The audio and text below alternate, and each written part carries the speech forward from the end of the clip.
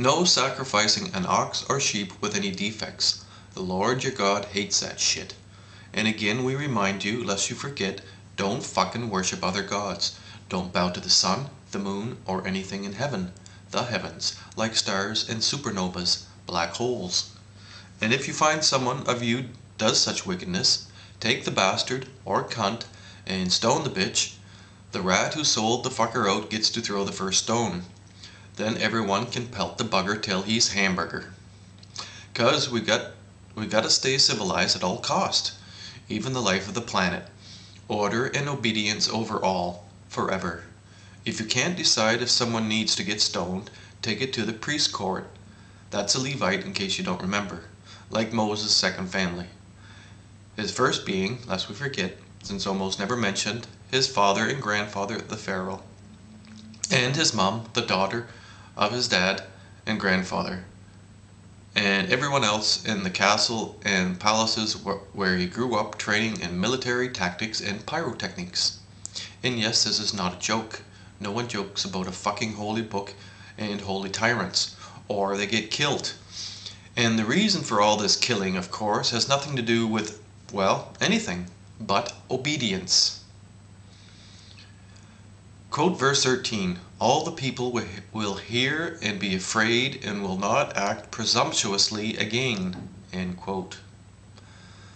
The tried and tested by nations around the world, the grand logic of tyranny. If you don't do what you are told, if you disobey or speak against the sacred laws of the rich rulers, the tyrants, you will be put to death, or something worse, forever. And still this system is being used to keep us from acting out, to obey the large corporations that tell us what weapons to buy, which people to shoot to protect our corporate interests.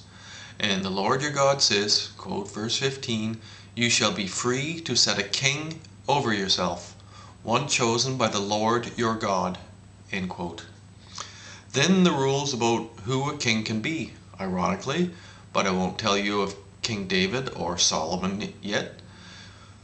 He shall not have many horses or wives, too much silver or gold to excess, lest his heart go astray.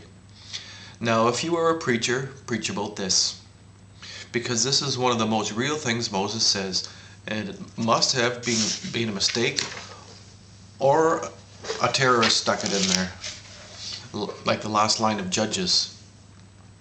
We call it the American dream. See it on MTV. The fucker with the most silver, gold, bitches and slaves is always sold to us as a fucking king. Every Franciscaner becomes a land-stealing gold and silver collector because something is fucking not well with us and our need to power.